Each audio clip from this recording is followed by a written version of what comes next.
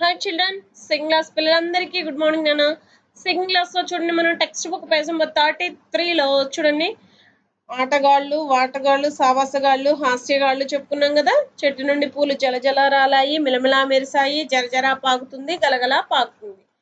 ఓకేనా? అవన్నీ కూడా మీరు టెక్స్ట్ బుక్ లోను మెటీరియల్ లోను నీట్ గా ఫిల్ చేసి చదువుకుంటారని అనుకుంటున్నాను. నెక్స్ట్ రోమన్ చూద్దాం. ఈ రోజు ఓన్లీ టెక్స్ట్ బుక్ నానా, మెటీరియల్ తో గానీ నోట్ బుక్ తో గానీ మనకి పని లేదు. Only text book. భాషను తెలుసుకోండి. పాఠంలో ద్విత్వాక్షరాలున్న పదాలను గుర్తించి 10 రాయండి అన్నాడు. చూడండి నాన్న, ద్విత్వాక్షరం అంటే ఒక హల్లుకు అదే హల్లు ఒత్తుగా ఏర్పడడం. మనం ద్విత్వాక్షర పదాలు నేర్చుకున్నాం, సంయుక్తాక్షర పదాలు నేర్చుకున్నాం, సంశ్లేషాక్షర పదాలు నేర్చుకున్నాం. ఇప్పుడు ఈ లెసన్ లో అంటే సింహం చిట్టెలుక పాఠంలో ద్విత్వాక్షర పదాలని 10 రాయమన్నాడు. నేను 12 పదాలు రాశాను నాన్న.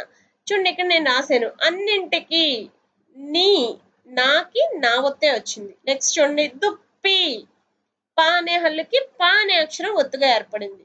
గబుక్కున, కు కావత్తు. పెట్టుకొని, టు టావత్తు. చెట్టు, టు టావత్తు. తప్పు, పు పావత్తు. చిక్కిందా, కి కావత్తు. వచ్చింది, చి చావత్తు. వేటగాళ్ళు, లు లావత్తు. వెళ్ళింది, లి లావత్తు. ఎక్కి, కి కావత్తు. చిట్టెలుక, టే టావత్తున. ఇక్కడ మనం చూసుకున్నట్లయితే ఈ 12 పదాలకి కూడా ఏ హల్లు అక్షరం అయితే ఉందో దానికి అదే హల్లు ఒత్తుగా ఏర్పడింది. ఇవన్నీ కూడా ద్విత్వాక్షర పదాలు నాన్న. ఇవన్నీ కూడా నేను లెసన్ నుంచి తీసుకోవడం జరిగింది. లెసన్ లో లైన్ టు లైన్ చదువుకుంటే కనిపించిన ద్విత్వాక్షర పదాలన్నీ రాశాను. ఇవే కాకుండా మీరు ఇంకా ఏమైనా కనిపిస్తే ద్విత్వాక్షర పదాలు అవి కూడా రాసుకోవచ్చు నాన్న. నెక్స్ట్ చూసుకున్నట్లయితే పాఠంలో సంయుక్తాక్షరాలున్న పదాలను గుర్తించి 10 రాయండి. సంయుక్తాక్షర పదాలు నాన్న, ఒక హల్లుకు వేరొక హల్లు ఒత్తుగా ఏర్పడడం. చూడండి, ఇక్కడ ఫస్ట్ ప్రాణాలు, పాకి రా ఒత్తు. పా అనే హల్లు అక్షరానికి రా అనే హల్లు అక్షరం యొక్క ఒత్తు ఏర్పడింది. ఇది సంయుక్తాక్షరం. క్రీగంట, కీకి రావత్తు. నమస్కరించి, సాకి కావత్తు. నిద్ర, దాకి రావత్తు. క్షమించు, కాకి షావత్తు. గర్జించింది, రికి జావత్తు. ఉపక్రమించింది, కాకి రావత్తు. చేస్తాను, సాకి తావత్తు. ప్రాణం, పాకి రావత్తు. క్రింద, కీకి రావత్తు. మృత్యులు, భాకి అరు.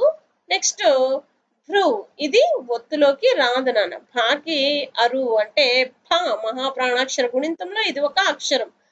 తోకి యావత్తు. త్యు, ఇది ఒత్తు అక్షరం అవుతుంది నాన్న. భృత్యులు. కృతజ్ఞత, ఈ క్రు కూడా ఒత్తు అక్షరంలోకి రాదు నాన్న. క్రు కాగుణింతంలోని అక్షరమే ఇది. ఇక్కడ జాకి ఇని ఒత్తి ఇవ్వడం జరిగింది. కృతజ్ఞత. ఇక్కడ చూడండి, మనకి సంయుక్తాక్షరాల్లో ఒక హల్లుకి వేరొక హల్లు ఒత్తుగా ఏర్పడింది. ఇవి సంయుక్తాక్షరాలు. ఇవి కాకుండా మీరు టెక్స్ట్ బుక్ లో ఏమైనా కూడా చూసుకుని రాసుకోవచ్చు నాన్న. టెక్స్ట్ బుక్ లో సింహం చిట్టెలుక లెసన్ నుంచి మాత్రమే తీసుకోవాలి. ఇక్కడ ద్విత్వాక్షర పదాలు 10, ఇక్కడ సంయుక్తాక్షర పదాలు 10. మేము టెక్స్ట్ బుక్ వెతుక్కుని రాసుకుంటాం మిస్, మేము చూసుకుంటాము టెక్స్ట్ బుక్ లెసన్ అంతా అన్న వాళ్ళు చూసి లైన్ టు లైన్ చదువుకుని రాయండి నాన్న. లేదు మిస్, మీరు రాసినవే రాసేస్తాం మేము అన్న వాళ్ళు ఎవరైనా ఉంటే ఇక్కడ నేను రాసి చూపించినవి కూడా రాసుకోవచ్చు నాన్న. రాసుకున్న తర్వాత టెక్స్ట్ బుక్ లో ఈ 2 రోమన్స్ కూడా నీట్ హ్యాండ్ రైటింగ్ తో ఫిల్ చేసి ఒకసారి చదువుకున్నాను. ఈ పదాలన్నీ కూడా ద్విత్వాక్షర పదాలు ఏంటి, సంయుక్తాక్షర పదాలు ఏంటి, ద్విత్వాక్షర పదంలో ఏ హల్లుకి ఏ ఒత్తు వచ్చింది, సంయుక్తాక్షర పదంలో ఏ హల్లుకి ఏ ఒత్తు వచ్చింది అని కొంచెం అర్థం చేసుకుని చక్కగా నీట్ హ్యాండ్ రైటింగ్ తో రాసి ఒకసారి చదవండి నాన్న.